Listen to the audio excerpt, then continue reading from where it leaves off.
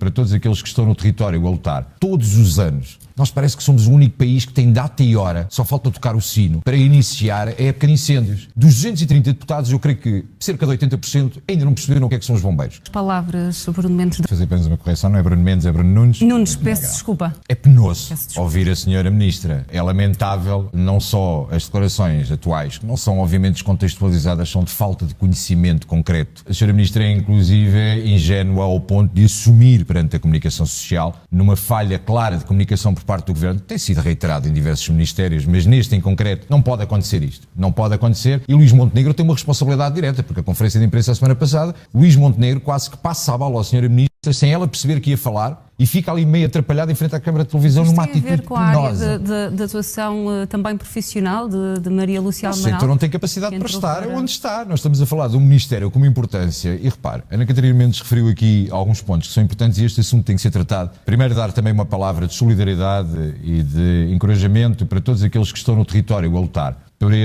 para esta situação que todos os anos, nós parece que somos o único país que tem data e hora, só falta tocar o sino, para iniciar a época de incêndios. Porque nós andamos a tratar da questão reativa numa altura em que faz calor e preventiva não a fazemos. A AGIF, ou falámos da AGIF, a AGIF já devia ter demitido o presidente da AGIF, desde o tempo em que António Costa era primeiro-ministro. Tiago Oliveira, no último mandato, que tem a responsabilidade... É muito injusto, Bruno, não é. Faz inclusive, Ana, eu não vou interromper, faz uma acusação no último mandato a dizer que os bombeiros recebiam por área ardida. Tinha que ser demitido. No ano passado. Tinha que ser demitido. E depois temos um problema de organograma da própria estrutura do Governo, em que nós temos os voluntários, não se entende bem porquê, numas áreas estão afetos ao Ministério da Administração Interna, os chapadores que reportam ao Ministro da Coesão porque estão na administração pública local e a entidade patronal são as câmaras municipais. Portanto, misturamos tudo. Bruno, não se tem ouvido falta de coordenação no terreno. Pelo contrário, as mensagens que passam, os testemunhos que passam, pelo menos à comunicação social, é que há total coordenação por aplicação dos homens que estão no território, porque inclusive no último mandato o Chega, em consequência de uma deliberação que era da Liga Portuguesa de Bombeiros, tentou que existisse uma alteração à Lei de Bases da Proteção Civil e que avançássemos para o Comando Nacional de Bombeiros. Nem isso aceitam. Querem que quem manda nos bombeiros não sejam os bombeiros. E as pessoas às vezes não sabem, e deixe-me dizer e vou ser transparente, dos 230 deputados eu creio que cerca de 80% ainda não perceberam o que é que são os bombeiros. Confundem os chapadores florestais com os voluntários, não entendem que as associações humanitárias são de direito privado, apesar de terem utilidade pública, não entendem o financiamento da forma como é feito, ninguém entende nada. Os senhores deputados são uma entidade supranacional que acham que têm uma capacidade de discussão de tudo e mais uma coisa. E vou-lhe dar um exemplo. Falou das reportagens que passam todos os dias. Peço a qualquer televisão que de uma vez por todas, ao fim de, porque há um antes e um depois de Pedrógão, e aí estamos completamente de acordo, há um antes e um depois de Pedrógão, o cadastro territorial, e olha, vou fazer um elogio a alguém que é do Partido Socialista. Foi um assunto levantado por um Ministro da Agricultura, Luís Capola Santos, que traz para cima da mesa a necessidade de sabermos a quem pertence o território nacional. Até hoje não está resolvido. A limpeza dos terrenos está sob a responsabilidade das câmaras municipais, mas digam-me uma coisa, da área ardida, quanto é da responsabilidade do Estado? Quanto é que o Estado não limpou os terrenos, que é aquilo que chamamos combustível nas notícias? E alguém responsabiliza o Governo, alguém responsabiliza o Estado, mas se o privado não limpar, teremos as coimas em cima do privado. Mas qual é a percentagem da área ardida? Que se os privados não tiverem meios para fazer a limpeza dos terrenos, que as câmaras municipais se devem substituir. Certo, então e os terrenos que são do Estado? São limpos por quem quando o Estado não se responsabiliza? O Estado não faz o seu trabalho. Antes de começarmos a reclamar com o que está a acontecer, devemos prevenir. Agora, o Sr. Presidente da República deve ter um papel moderador. Deixe-me dizer o seguinte, em relação ao Hugo, esta dificuldade de estar longe, eu percebo que é uma dificuldade, mas não vai interromper toda a gente. Se calhar o melhor é aguardar pela sua vez, senão vai ser difícil estarmos aqui a debater assim. Se existe conta no tempo, ou se ele está a ouvir, se calhar não está a ouvir. Bruno. Nós temos que fazer uma alteração séria à Lei de Bases da Proteção Civil. O Partido Socialista teve a oportunidade de ouro, porque a última Secretária de Estado da Proteção Civil era Patrícia Gaspar, que vinha da área dos bombeiros, conhecia a realidade, vinha da área da Proteção Civil. E mesmo assim, não teve a coragem política. E o Hugo foi intelectualmente desonesto quando diz que estamos a falar da questão da coordenação, e aqui estou de acordo com a Ana Catarina Mendes, estamos a falar da coordenação política. Aliás, visível na questão, como disse há pouco, em relação às declarações do Sr. Primeiro-Ministro e às declarações da Sra. Ministra da Administração Interna. Nós temos oportunidades que perdemos. Em 2018, quando fizemos a descentralização de competências através da Lei 50, nós continuamos a ter, segundo a Lei de Bases da Proteção Civil, a autoridade máxima da Proteção Civil num Conselho é o Presidente da Câmara. Eu sou candidato à presidência de uma Câmara, a Ana já foi. Se eu for Presidente de Câmara, eu não sei de Proteção Civil. Eu não sei de Proteção Civil. Sejamos sérios e honestos. Se é para andar com o colete, a dar entrevistas, eu não estou a criticar os autarcas porque muitos extravasam e muito a sua capacidade pessoal para estar a dar a cara e tentar resolver o problema. Mas não estamos, mas repara uma coisa, nós não estamos numa lógica de boa vontade. Temos que ter uma lógica de profissionalismo. Quem está à frente da Proteção Civil não pode ser o Presidente de Câmara. Tem que haver autoridades e por isso é que nós temos a Autoridade Nacional para a Proteção Civil e portanto é que temos tantas entidades que assumem no terreno posturas que mesmo que exista uma série de boa vontade, isto não é boa vontade. Isto tem que existir regras para que de facto as coisas possam funcionar. Portanto, nós temos a limpeza dos terrenos, temos a falta de meios, temos uma falta de organização administrativa, tivemos uma oportunidade perdida com a descentralização de competências, temos os bombeiros de joelho no chão, culpa de José Luís Carneiro, com a situação e a forma como é feito o financiamento, que dependem da boa vontade dos presidentes de Câmara. Porque se não forem os presidentes de Câmara, não há verba para os bombeiros. Totalmente e, portanto, temos, ao longo deste tempo, olhamos para toda esta panóplia de situações e dizemos, está tudo desorganizado. Queria só deixar aqui uma nota. Temos que avançar. Hugo Carneiro, ainda bem que vieram ao encontro daquilo que nós alertamos há tanto tempo. Nós não podemos continuar a ter mão humana, com participação nisto, com não sei quantas ignições durante a noite, quando não há alterações climáticas. Esta história das alterações climáticas justifica para tudo e mais alguma coisa. E temos as ignições durante a noite que não estão 45 graus, que não está absolutamente nada. É uma discussão que eu creio que ainda agravou mais a opinião. Eu sei a opinião da Ana Catarina Mendes, já tivemos em debates no Parlamento e agora, que anda lá pelo Parlamento Europeu, de certeza que ainda está mais com essa questão verde e do ambientalismo nesta questão do princípio das alterações climáticas, muito mais vincada. Mas deixe-me dizer, existem aqui questões que têm que ser analisadas de facto, de forma concreta e mesmo para terminar. Hoje um incendiário tem uma moldura penal que pode ir até 8 anos. Numa situação mais grave em que coloca em causa a vida das pessoas pode ir até 12 anos. O Chega quer que seja classificado da mesma forma como terrorismo. Isto é terrorismo. E, portanto, tem que ter uma moldura penal até aos 25 anos. Esta gente não pode estar em sociedade. Esta gente tem que ser encarcerada, fechada, não consegue lidar com a realidade de vivermos em comunidade. Em utilizar uma situação absolutamente dramática para as populações e para os operacionais no terreno como forma de combate político. Acho isso absolutamente deplorável. Só lhe dizer o seguinte, a primeira ação de campanha de Luís Montenegro foi ir a Pedrógão. Quando era candidato a primeiro-ministro a primeira vez, a primeira ação de campanha, o primeiro dia foi ir a Pedrógão. Quem é que utiliza os incêndios para quê? Eu ouvi muito atentamente, portanto também agradecia que pudesse ouvir. Dizer também que, como ainda há pouco referia, mas interromperam-me, em março deste ano, o Governo aprovou um conjunto de investimentos florestais que prevê, por exemplo, a reorganização fundiária, as questões da limpeza, o reforço da limpeza, a reconversão de áreas ardidas, o reforço dos chapadores, portanto, um conjunto de meios de prevenção e de vigilância para prevenir estas situações. Quais chapadores? E, portanto, aqueles que vocês nem sequer querem dar subsídio de risco, acham que é risco. E considerem isto o que quiserem. Para nós não podemos continuar a colocar em causa a segurança nacional. Está a ir aí por um caminho perigoso.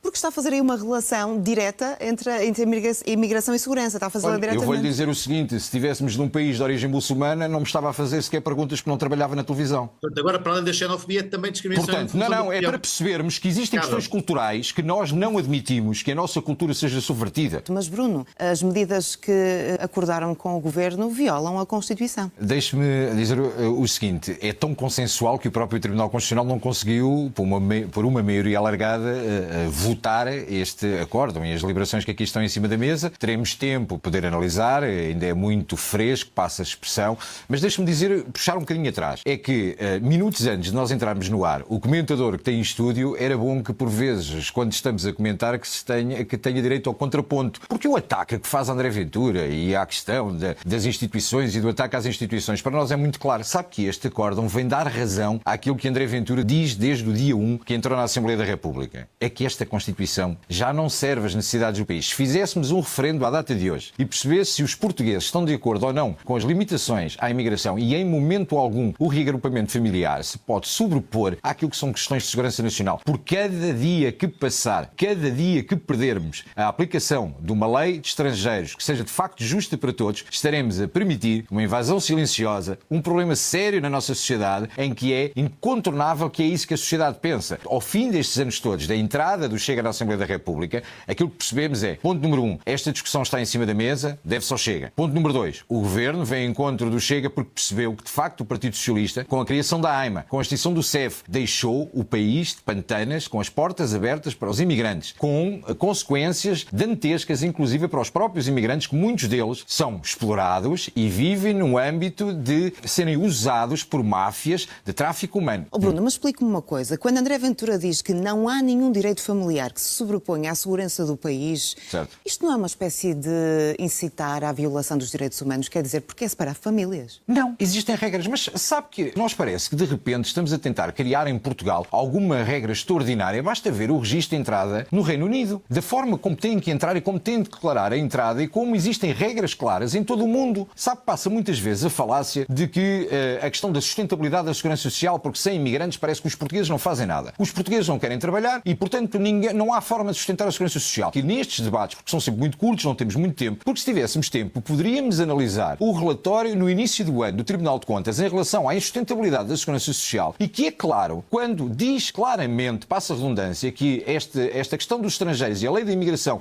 da forma como está, é para resolver como paliativo, uma forma imediata para resolver a mão de obra, mas que a médio e a longo prazo tornará insustentável a segurança social. O Partido Socialista e a esquerda têm adotado uma lógica, como dizia o comentador, porque acham que agora podem saltar e ser de facto o verdadeiro líder da oposição. Esqueçam lá isso, de uma vez por todas percebam que o líder da oposição é André Ventura. O próprio PSD percebeu que das duas uma, ou revertia o seu próprio posicionamento, onde Joaquim Miranda Sarmento, agora Ministro das Finanças, quando era líder parlamentar, tinha um posicionamento muito aguerrido contra o Chega em relação à nossa visão da extinção do CEF. Nunca tiveram capacidade para fazer a reversão do CEF. E agora, o Partido Social Democrata percebeu que só tem uma hipótese para tentar travar, numa lógica eleitoralista, aquele que é o crescimento de André Ventura e o crescimento do Chega. Não vale a pena. E a partir de setembro, o Chega tem como prioridade trazer para cima da mesa, com urgência, revermos aquilo que tem que ser revisto, contestarmos aquilo que tem que ser contestado internamente, debatermos com o PSD, porque não vale a pena dizer... Sim, vamos ouvir só concluir. Não vale a pena dizer que é importante saber a opinião do PS. A opinião do PS já percebemos e o PS não conta para as contas deste Rosário. Não, mas aqui vale a pena porque isto é um debate e vamos ouvir realmente... Claro, não estou a limitar o acesso ao debate com o Pedro, não é isso que eu estou a dizer. Bruno Nunes, nós percebemos o seu argumento dos 50% dos juízes. Se quisesse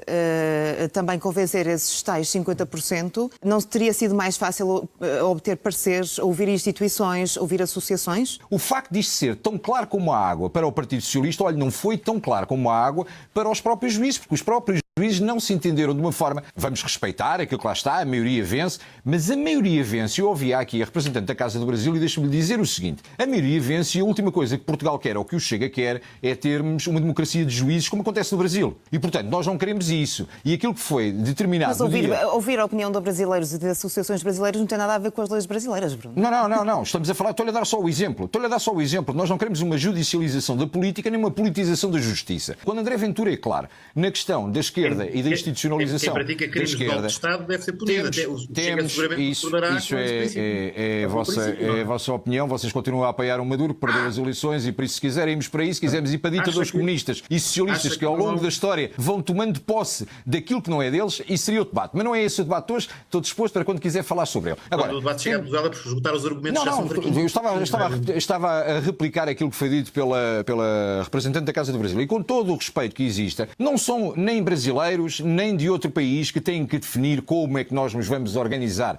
E nós temos que perceber de uma vez por todas que nós somos um Estado soberano. Quando André Ventura fala na questão da esquerda e da institucionalização por parte da esquerda, temos uma situação que é clara. Esta própria Constituição começa no seu preâmbulo como um caminho para o socialismo. E o Chega não quer caminho para o socialismo nenhum. Há 5 anos que André Ventura, o líder da oposição em Portugal, é claro com esta situação. A Constituição já não representa a maioria do povo, que é o princípio de um contrato social que existe entre todos nós para vivermos em sociedade. É curioso ver a preocupação do Partido Socialista hoje vir falar da família. Se há partido que defende a família como célula basilar da sociedade, é o Chega. Não tentem colocar a família dos outros primeiros. Para nós, a família dos portugueses está primeiro. E considerem isto o que quiserem. Para nós, não podemos continuar a colocar em causa a segurança nacional em troca de uma situação que, se fizermos o reagrupamento familiar, nós já alertámos. Bruno, está a relacionar a imigração com segurança. Está a ir aí por um caminho perigoso.